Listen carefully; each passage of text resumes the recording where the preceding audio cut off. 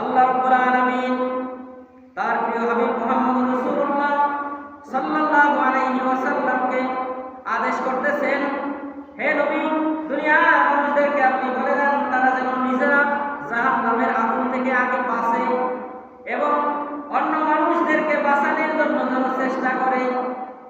আল্লাহ কোরআনে বলতেছেন, হে নবী, দুনিয়ার মানুষদেরকে আপনি বলেন তারা যেন আগে জাহান্নামের আগুন থেকে বাঁচে এবং অন্য মানুষ যারা আছে, তার আহাল পরিবার পরিজন যারা আছে, তাদেরকে যেন জাহান্নামের আগুন থেকে বাঁচানোর জন্য চেষ্টা করে। আপনি তো আমি বাঁচাইতে পারবো না, কাউকে কি আমি জাহান্নামের আগুন থেকে বাঁচাইতে পারবো? পারবো না, কিন্তু ওখান থেকে বেঁচে থাকার জন্য চেষ্টা করতে হবে, তাকে বুঝাইতে হবে, ভাই এই পথে গেলে জাহান্নাম, এই পথে গেলে গুনাহ হবে, এই পথে গেলে অন্যায় হবে, এই পথটা খারাপ, এই পথে তুমি যাও না, এই পথে আসো, এই পথের শেষ মাথায় জান্নাত, এই পথ আল্লাহর পথ, এই পথ নবীর পথ, এই পথ দ্বীনের পথ, এই পথ ইসলামের পথ। এটা আপনি শুধু বাতলায়া দিতে পারবেন, কিন্তু কাউকে আপনি হেদায়েত দিতে পারবেন না, কারণ হেদায়েত কার হাতে? আল্লাহ। হেদায়েত আপনার হাতে, আপনি শুধু বলতে পারবেন। এজন্য আল্লাহ বলেন, কু আনফুসাকুম ওয়া আহলিকুম নার, তুমি আগে জাহান্নামের আগুন থেকে বাঁচো, তোমার আহাল পরিবার পরিজন বন্ধু বান্ধব আত্মীয় স্বজন ভাই বেরাদা পাড়া প্রতিবেশী এলাকাবাসী তাদেরকে জাহান্নামের আগুন থেকে বাঁচাও, বাঁচানোর জন্য তুমি চেষ্টা করো। তাহলে আল্লাহ বলছেন, এজন্য আল্লাহ তাআলা বলছেন যে ওয়াল আসরি, সমস্ত আল্লাহ তাআলা সময়ের কসম দিয়ে বলছেন যে সমস্ত মানুষগুলোই ক্ষতিগ্রস্ত, কিন্তু ওই সকল মানুষগুলো ক্ষতিগ্রস্তের মধ্যে নাই যারা নিজেরা ঈমান আনেছে, আমলে সালেহ করেছে, সৎ কাজে আদেশ করেছে, অসৎ কাজ থেকে মানুষদেরকে ফিরায় রাখার জন্য চেষ্টা করছে, তারাই কি আল্লাহ বলছেন তারাই সফল হবে। সুবহানাল্লাহ, তাদেরকে আল্লাহ রাব্বুল আলামিন সফলতা দিয়ে দিবেন দুনিয়ায়, সফলতা দিয়ে দিবেন আখিরাতে। আল্লাহ নবী সাল্লাল্লাহু আলাইহি ওয়াসাল্লাম হাদিস শরীফে ইরশাদ করেছেন, ওয়ান ওমর ইবনে খাত্তাব ওয়ান ইবনে ওমর রাদিয়াল্লাহু তাআলা আনহু قال قال رسول الله صلى الله عليه وسلم المسلمون أخو المسلم لا يظلمه ولا يسلمه ومن كان في حاجة أخيه كان الله في حاجته ومن فرج عن مسلم كربة فرج الله عنه كربة من الكربة يوم القيامة ومن ستر مسلما ستره الله يوم القيامة متفق عليه। عمر بن الخطاب রাদিয়াল্লাহু তাআলা আনহুর পুত্র ওমর ইবনে খাত্তাব রাদিয়াল্লাহু তাআলা আনহুর পরিবার পুত্র সন্তান আব্দুল্লাহ ইবনে ওমর রাদিয়াল্লাহু তাআলা থেকে বর্ণিত, বিশ্বনবী মুহাম্মদ রাসূলুল্লাহ সাল্লাল্লাহু আলাইহি ওয়াসাল্লাম ইরশাদ করেছেন, একজন মুসলমান আরেকজন মুসলমানের ভাই। কে বলছেন? নবী সাল্লাল্লাহু আলাইহি ওয়াসাল্লাম বলছেন, একজন মুসলমান আরেকজন মুসলমানের কি? ভাই। সেটা রক্তের না, কিন্তু ধর্মের ভাই। ধর্মের দিক দিয়ে সে কি? আমিও মুসলমান, সেও মুসলমান, আমিও ইমানদার, সেও ইমানদার। সেই দিক থেকে আল্লাহ নবী সাল্লাল্লাহু আলাইহি ওয়াসাল্লাম কি বলছেন? একজন মুসলমান আরেকজন মুসলমানের কি? ভাই। এই মুসলমান যদি আঘাতপ্রাপ্ত হয়, আরেকজন মুসলমান যদি তার জন্য কষ্ট না পায়, তাহলে সে পরিপূর্ণ মুসলমান হইতে পারবে না। এখন আমরা মূলত একজন থেকে এসেছি, একজন মা একজন বাবা থেকে আমরা এসেছি না? দুনিয়ার সকল মানুষ একজন মা বাবার থেকে জন্ম, তিনি হলেন আদম এবং হাওয়া আলাইহিস সালাম। আদম হাওয়া যদি না হইতো, আমরা কেউ দুনিয়ায় আসতাম? কি বলেন? আসতাম না, কারণ আদম এবং হাওয়া আলাইহিস সালামের মাধ্যমে আল্লাহ রাব্বুল আলামিন পর্যায়ক্রমে আজকের এই দিন পর্যন্ত, কিয়ামত পর্যন্ত যত মানুষ আসবে, কেউ কি বলতে পারবে আমি আদম হাওয়ার সন্তান না? কি বলেন? বলার কোনো সুযোগ আছে? কারণ আমাদের মা বাবা আদি পিতাকে আদম এবং হাওয়া, সেই দিকও যদি হিসাব করি, আমরা প্রত্যেকের কি হই? ভাই হই। মুসলমান হিসেবে আমরা সবাই কি? আল মুসলিমু আখুল মুসলিম। আল্লাহ বলেছেন যে একজন মুসলমান আরেকজন মুসলমানের ভাই। লা ইয়াসলিমু ওয়া লা ইউসলিমু, একজন মুসলমান আরেকজন মুসলমানের কোনো জুলুম করবে না, অত্যাচার করবে না, নির্যাতন করবে না, অপমান করবে না, অপদস্থ করবে না, হেয় প্রতিপন্ন করবে না, ধোঁকা দিবে না, বোকা বানাবে না। এটা কার কথা?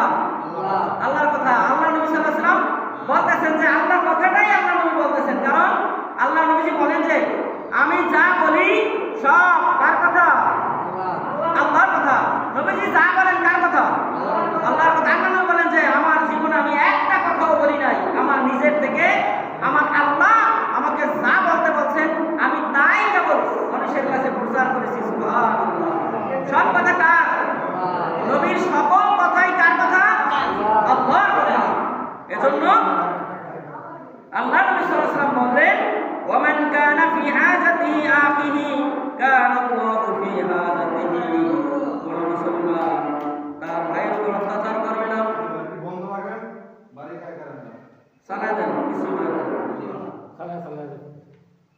যে একজন মুসলমান, আল্লাহ নবী সাল্লাল্লাহু আলাইহি ওয়াসাল্লাম বলতেছেন যে একজন মুসলমান যদি আরেকজনের হাজত পূরণ করে দেয়, অভাব পূরণ করে দেয়, সমস্যা দূর করে দেয়, আল্লাহ নবী সাল্লাল্লাহু আলাইহি ওয়াসাল্লাম বলছেন যে কিয়ামতের ময়দানে আল্লাহ রাব্বুল আলামিন ওই লোকের সমস্ত চাহিদাকে আল্লাহ রাব্বুল আলামিন পূরণ করে দিয়ে তাকে জান্নাত দিয়ে দিবেন। সুবহানাল্লাহ।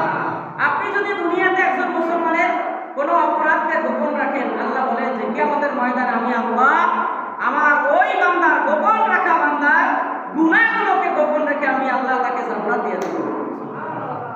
দেখেন, দুনিয়াতে যদি আপনি কারো অপরাধ দেখেন, আপনি যদি কারো অন্যায় দেখেন, দেখার পরে যদি আপনি তাকে গোপনে গোপনে শুধরাইয়া দেন, তার ভুলগুলো যদি আপনি তাকে ধরাই দেন, তুমি এই ভুল করছো ভাই, মানুষের সামনে বললে মানুষ তোমাকে ঘৃণা করবে, মানুষ তোমাকে খারাপ করবে, মানুষ তোমাকে অপমান অপদস্থ করবে। আমি চাই না তুমি অপমান অপদস্থ হেয় প্রতিপন্ন হও, তুমি ক্ষতিগ্রস্ত হও, এটা আমি চাই নাই।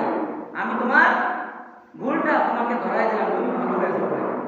এই যে আপনি তাকে একা একা বলে তার অপরাধটাকে শুধুমাত্র তাকেই ধরাই দিয়া গোপন রাখলেন, আল্লাহ রাব্বুল আলামিন বলেন আমার ওই বান্দা দুনিয়াতে যত বড়ই অপরাধী হোক না কেন, কিয়ামতের ময়দানে আমি আল্লাহ ওই বান্দা ওই গুনাহগুলোকে গোপন রেখে আমি তাকে জান্নাত দান করে দেব। সুবহানাল্লাহ।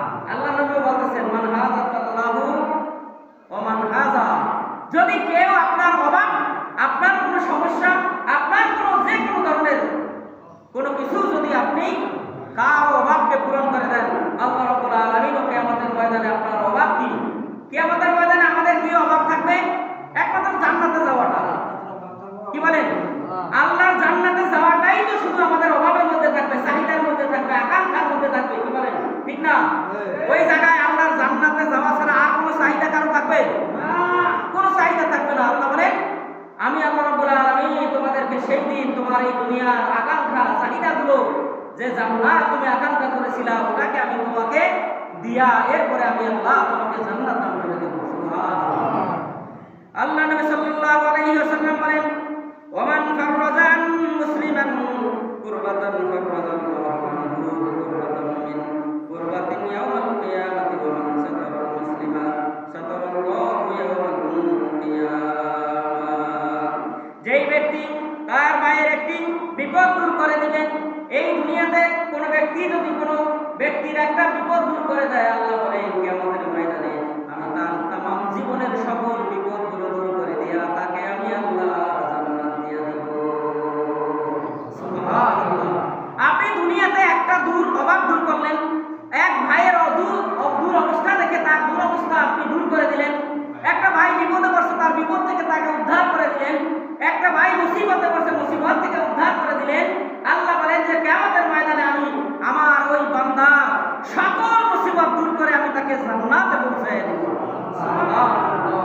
এর চাইতে আর কি আছে চাওয়া? এর চাইতে আর কি আছে আমাদের পাওয়া? বলেন তো। এই দুনিয়ার সামান্য জিনিস দিয়ে আপনি মানুষকে খুশি করতে পারবেন, কিন্তু আল্লাহ রাব্বুল আলামিন যে মহান জিনিস দিয়ে আপনাকে খুশি করবেন এই দুনিয়ার সামান্য জিনিসের বিনিময়ে। এজন্য তো আল্লাহ তাআলা বলছেন যে আমি মুমিনের জান এবং আমি মুমিনের জান মালের বিনিময়ে আমি বান্দাকে জান্নাতের বিনিময়ে আমি আল্লাহ কিনে নিয়ে গেছি। সুবহানাল্লাহ। আল্লাহকে আমরা জান দিব, মাল দিব, বিনিময়ে আল্লাহ কি দিবেন? পরকালে জান্নাত দিয়ে দিবেন। আল্লাহ বলছেন যে বান্দা আমাকে জান এবং মাল দিবে, আমি আল্লাহ বিনিময়ে পরকালে তাদেরকে জামার জান্নাত দান করে দেব। সুবহানাল্লাহ। আমাদের কি দিতে হবে আল্লাহকে? জানও দিতে হবে, মালও দিতে হবে। আগে দিতে হবে মাল, তারপরে দিতে হবে জান। কারণ আগে যদি জান দিয়া দেন তাহলে মাল দিবে কে? এজন্য আল্লাহ বলছেন আগে তোমরা আমাকে মাল দাও, তাহলেই কেবল আমি আল্লাহ তোমাদেরকে পরকালে তোমাদের এই জান এবং মালের বিনিময়ে আমি আল্লাহ তোমাদেরকে জান্নাতের মেহমান হিসেবে কবুল করে নিব। সুবহানাল্লাহ। আল্লাহ কি পারবে? এরকম করতে পারবে কিনা বলেন তো? আর আমরা যদি কারো উপকার করি দুনিয়াতে, তাহলে বিনিময়ে আল্লাহ তো বলছেন যে আমি বান্দার উপকারের বিনিময়ে পরকালে তার এই উপকারের ফসল হিসাবে, উপকারের ফলাফল হিসাবে আমি আল্লাহ তাকে জান্নাত দিয়ে দেব। সুবহানাল্লাহ। ওয়াদা কিন্তু রাসূল দিয়েছেন।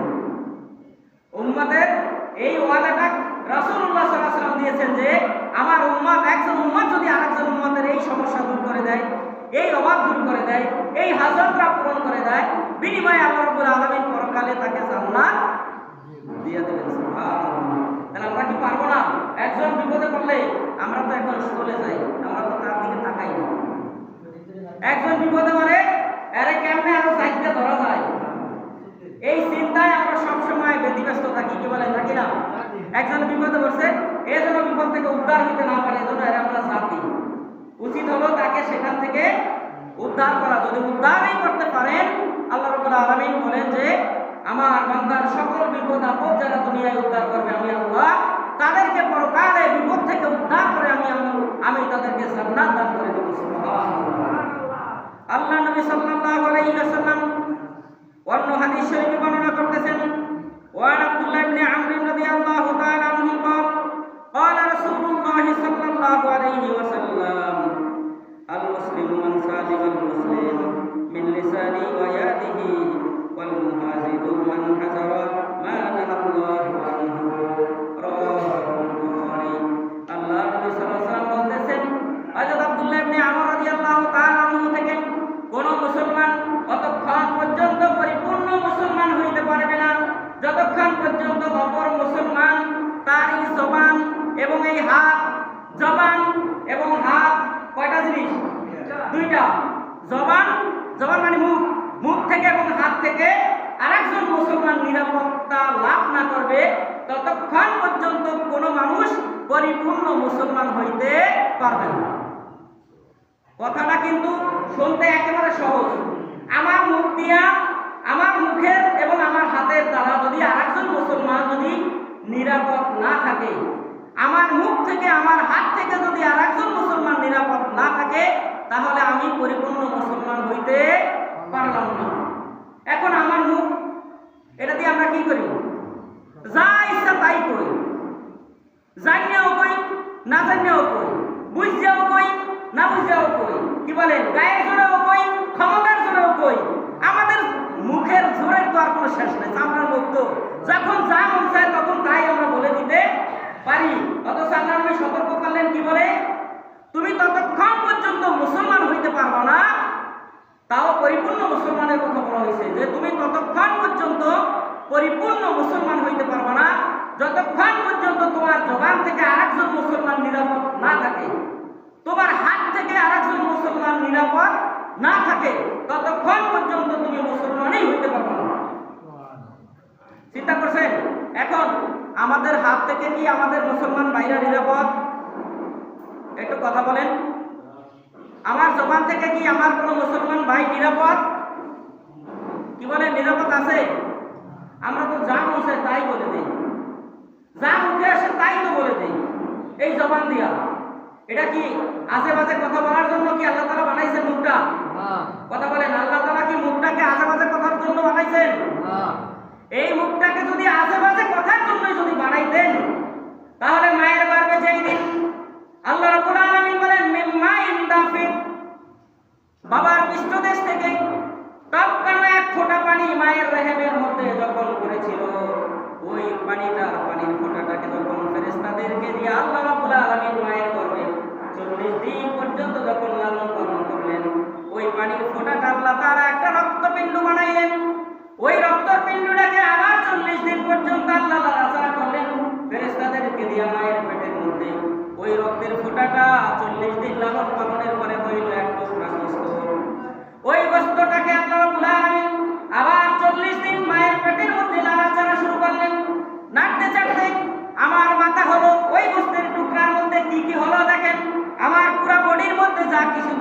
দেহের মধ্যে যা কিছু দেখা যায় প্রত্যেকটা অঙ্গ প্রত্যঙ্গ ওই এক টুকরা গোশতের মধ্যে আল্লাহ রাব্বুল আলামিন দেওয়া শুরু করলেন।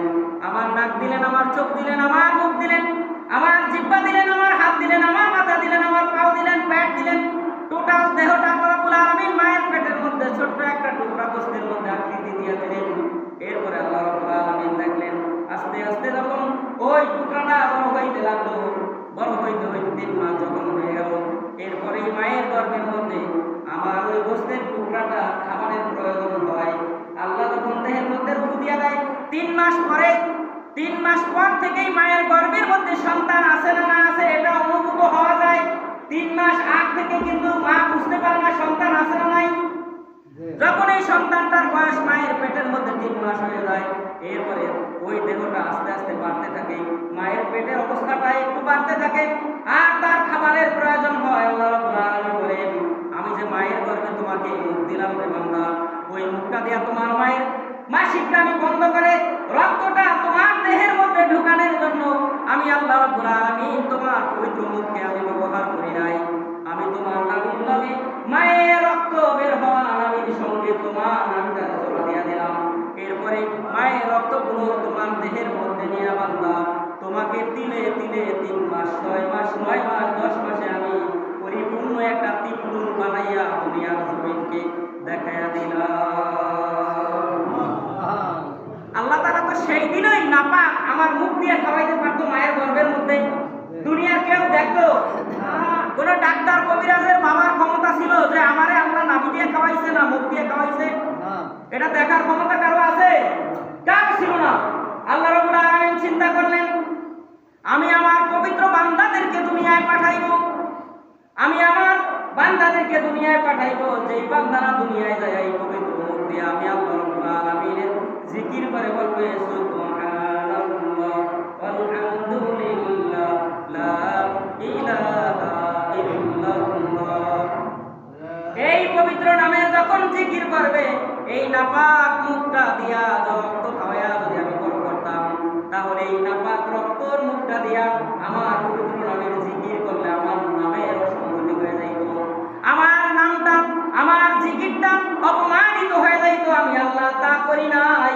আমি আল্লাহ আমার বান্দার মুখটাকে মায়ের গর্ভে পবিত্র রাখিয়া আমার বান্দার নামের সঙ্গে মায়ের নামের সঙ্গে জোড়া লাগাইয়া মায়ের মাসিকের রক্তগুলো দেহের মধ্যে দিয়া আমার বান্দাকে 10 মাস 10 দিনে তিলে তিলে বড় করে আমি দুনিয়া দেখাইলাম। সেই দিন আল্লাহ ইচ্ছা করলে আমাকে নাপাক রক্ত মুখ দিয়ে খাওয়াইতে পারতো কি পারতো না? এই জন্য আল্লাহ নবীজি বলছেন, যেই ব্যক্তির জবান থেকে এবং হাত থেকে আরেকজন মুসলমান নিরাপত্তা লাভ করতে পারবে না, ততক্ষণ পর্যন্ত ওই ব্যক্তি মুসলমান হইতে পারবে না। তাইলে আমাদের হাত এবং জবান সব সময় কি রাখতে হবে?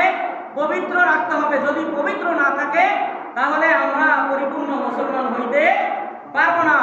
আল্লাহর নবীর ঘোষণা এটা, আল মুসলিমু মান সালিমাল মুসলিম ওয়া ইয়াদিহি, যার হাত এবং জবান থেকে আরেকজন মুসলমান নিরাপদ, সে হলো প্রকৃত মুসলমান।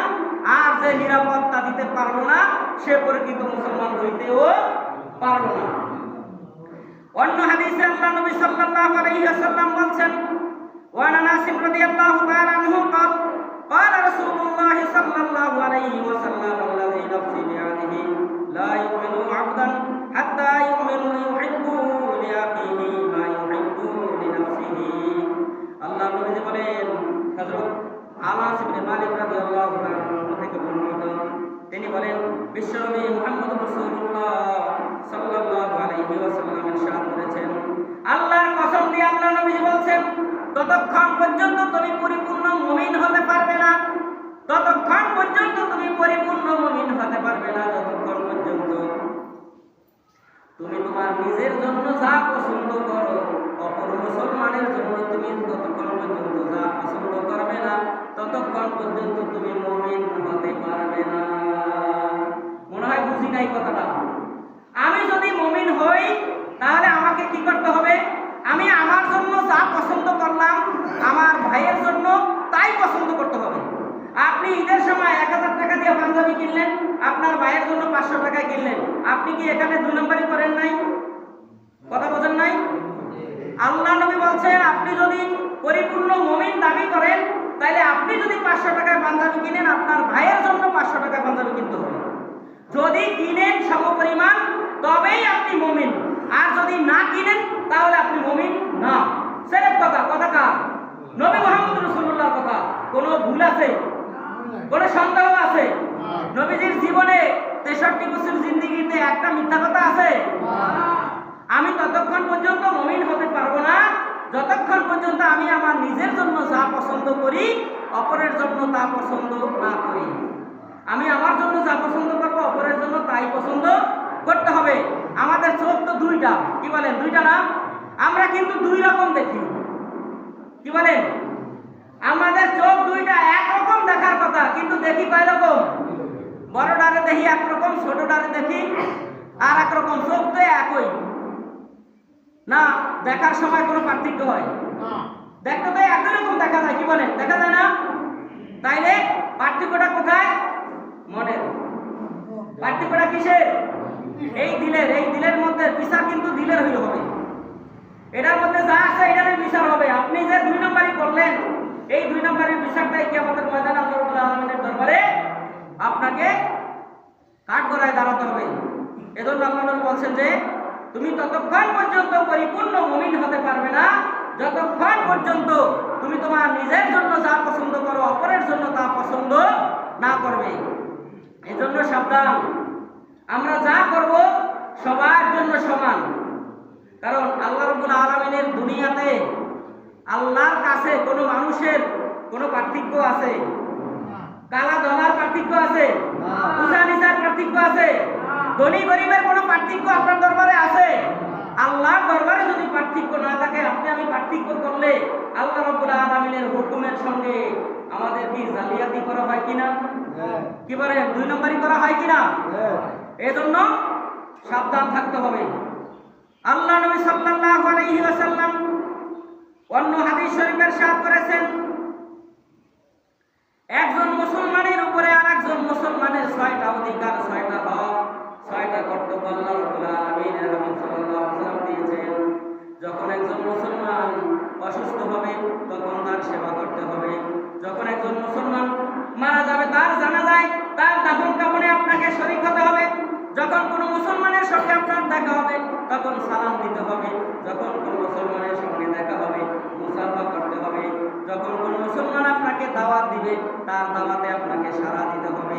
এই জায়গায় ভেজাল, এই দাওয়াতের জায়গায় ভেজাল। আমি ধনী মানুষ, একজন গরিব আমাকে দাওয়াত দিছে, ওর বাড়িতে কি খাওয়াইবো আমারে?